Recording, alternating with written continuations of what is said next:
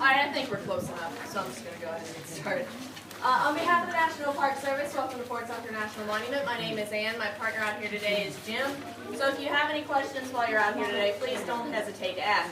As we go along for the next 15 minutes, I'm actually going to be asking y'all a couple of questions as well. So get ready.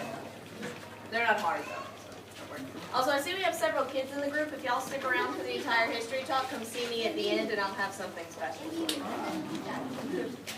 All right, first question. Does anybody know what was going on in the country in 1812? Right, War of 1812. I told you they weren't hard questions.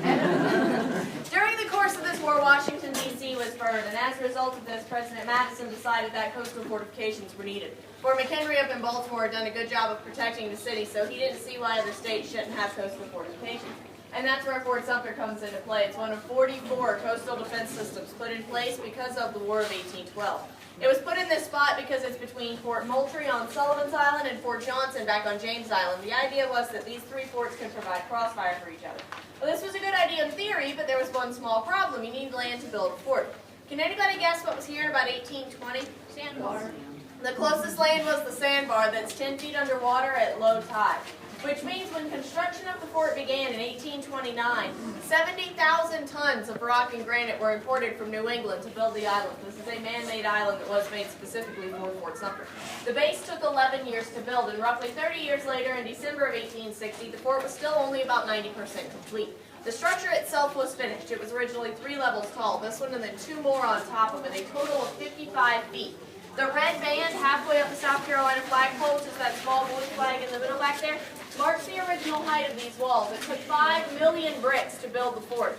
Most of them came from plantations around South Carolina's low country. However, 60,000 actually came from Albany, New York. The brick patio behind us that stretches along this wall was the foundation for one set of enlisted men's barracks. The opposite wall also housed enlisted men. Battery Issahugie, the big black structure, wasn't built yet, so all of that was just open parade ground. And then running along the back wall over here were the officers' quarters. The 10% that was missing were men and guns. It was built to hold 650 men. In December of 1860, there was a garrison of 85. It was also built to hold 135 cannons. In December of 1860, there were 15. By the time of the bombardment in April, there were 60. And then throughout the rest of the war, the Confederates would add roughly another 30, bringing the total up to only 90. Now that the fort's under construction, we are going to skip ahead just a little bit. Does anybody know who was elected on November 6th of 1860? Yeah, Abraham Lincoln. The South, particularly South Carolina, was not very happy about this. In fact, they had stated prior to this election that if Lincoln became president, they would secede. And that's exactly what happened. On December 20th, they convened in Charleston and voted unanimously to secede. So South Carolina was not only the first state to secede, but they were also the only state to do so unanimously. All the other states were divided on the issue. After the secession, all of the federal property in the area started being taken over by the new government, which included the batteries on Morris Island, Fort Johnson on James Island, Castle Pinckney on Shoots Folly Island back in the harbor, and Fort Moultrie over on Sullivan's Island. Major Robert Anderson had been ordered to defend all of this property. He was stationed over at Fort Moultrie and realized he was not in the best place to defend it. He had the water of the harbor in front of him, Charleston was behind him, and it was full of people that didn't really want him there, so he decided to move, and his only open option was here at Sumter. In the middle of the night on December 26, 1860, he and his men loaded their boats, crossed the harbor, and came here to Sumter. The next day, they raised their 33-star garrison flag over the fort. This flag was 20 by 36 feet. The large flag that we fly today is only 15 by 25. So it was even bigger than that. It could easily be seen from Charleston, and Charlestonians saw it as an act of aggression.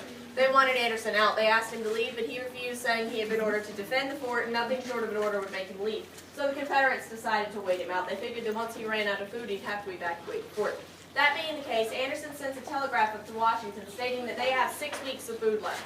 In response to this, a supply ship called Star of the West is sent down from New York with more men, more guns, and more food. The ship never reaches the fort. It entered the harbor in January of 1861, but the Citadel cadets stationed over on Morris Island for guard duty saw the ship and started firing on it. And that's why Citadel cadets will claim to have fired the first shots of the Civil War. However, it's not entirely accurate. The only reason it's not documented as the first shots is because the Star of the West never fired back. All they did when they were fired on was turn around and go back to New York, taking the food that Anderson needed with them. Now Anderson's in a little bit of trouble. He manages to hold on for another few months. But by April, the Confederates are tired of waiting. More supply ships are on their way, and rather than waiting for the fort to be fully manned and fully armed, the Confederates decided to act. Their new strategy involved finding an old friend of Anderson's and seeing if this man could talk him into leaving the fort. Anybody want to take a guess at who it was? Beauregard. Yes, PGT Beauregard. The Confederates told Beauregard that if he spoke to Anderson, they'd make him a general.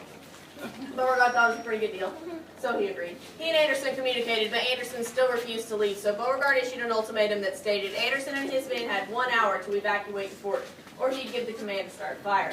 That hour passed, Beauregard gave them an extra 30 minutes, but at the end of that hour and a half, Anderson was still here, with no intention of leaving, so Beauregard issued the command, and the first shot of the Civil War was fired from a 10-inch mortar from Fort Johnson, back on James Island at 4:30 in the morning, April 12, 1861. The shot was not intended to hit the fort. All it was a signal shot. It exploded above the parade ground, signaling the other forts in the area to open fire, which included the batteries on Morris Island and Fort Moultrie over on Sullivan's Island. The battery downtown did not play a part in this bombardment. Yes, there are cannons there, but they are smoothbore cannons. Smoothbore cannons have a range of 1.5 miles. The battery is 3.3 miles away. There's no way they'd reach. Even the forts that were within range really didn't do much damage. Morris Island's a mile away, Fort Johnson's a mile and a quarter, Fort Moultrie is 1.2 miles. These walls are 5 to 7 feet thick of solid brick.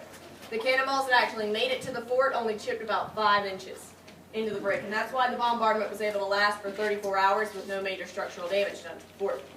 On April 13th, the Confederates over at Fort Moultrie started sticking their solid cannonballs into the furnace and heating them up until they were red hot. This is called hot shot. Hot shot is used to set things on fire. Now, do y'all remember what I said was along the back wall over here? Yeah, the officers' quarters. They were directly in the line of fire from Fort Moultrie. And on either end of the barracks were the main powder magazines for Sumter. So that is what the men at Moultrie aimed for.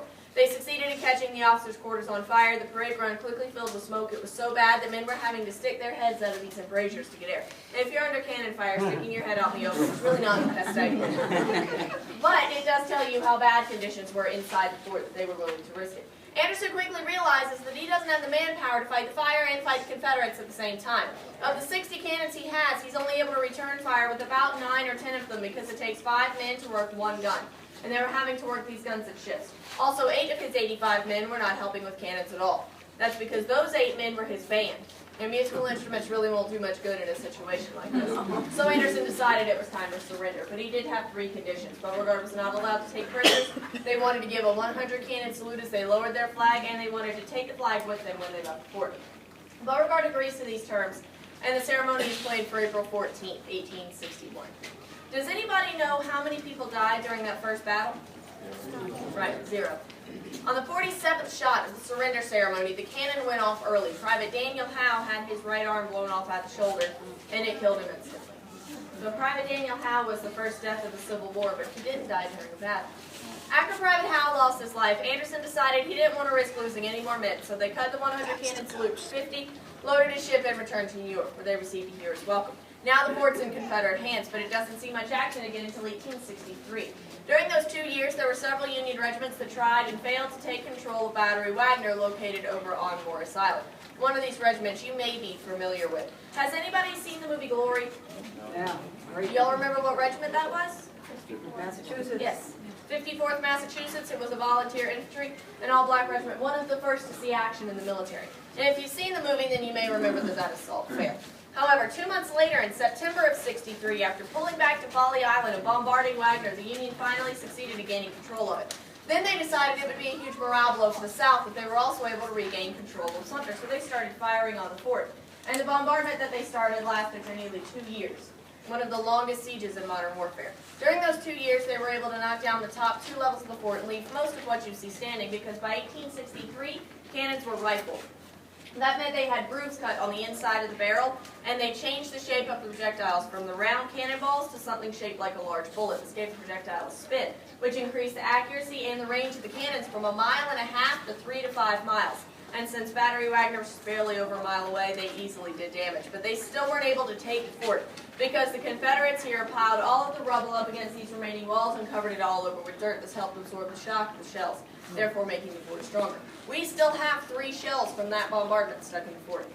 Y'all are walking around the parade ground on the far left-hand side and the wall in front of that row of cannons out there. If you count from the corner and the 4th, 7th, and 8th casemates, you can still see those shells where they came over the wall on this side and embedded on the inside of the opposite wall. They've been there since roughly 1863. Now, this bombardment ended in 1865. Not because the Confederates surrendered the fort. The Confederacy never surrendered Fort Sumter. In the middle of the night, on February 17, 1865, they abandoned the fort because they heard that Sherman was on his way up from Savannah. And rather than staying here and being taken prisoner, they went inland and abandoned the city, but Sherman never came to Charleston. The closest he got was burning a few plantations on the outskirts of the city. Instead, he changed course and went up to Columbia. But now that the Confederates have abandoned the fort, it's in Union hands yet again, and this was February 18, 1865. 2 months later, on April 9th, the war ends. And then about a week after that, on April 14th, the celebration is planned to re-raise the 33-star flag over the fort, and what is by now, at the end of the war, the 35-star flag over the fort. It just so happened to be the 4-year anniversary of when the flag was lowered at the beginning of the war. Because this was such a big deal, Robert Anderson, who was now a general, was invited back one day out of his retirement to do the honors. Some will claim that Lincoln was also invited, but declined because his advisors told him they didn't think it would be safe for him to come down to the South, raise the United States flag over what was once a Confederate fort in front of a city that never really cared much for him in the first place. He also had theater tickets for that night. Oh. About 10 p.m. that night, as Anderson was down here raising a toast to Lincoln, John Wilkes Booth was born. Makes you wonder if history would have been any different. Now, before I let y'all go walk the floor for the rest of your hour here, I'm going to leave you with one more thing to think about. If you ever have the option of going to the theater or coming to Fort Sumter, which do you think is the safest? That is the end of my talk. Thank y'all for coming out this morning. If you have any questions, please don't hesitate to come up.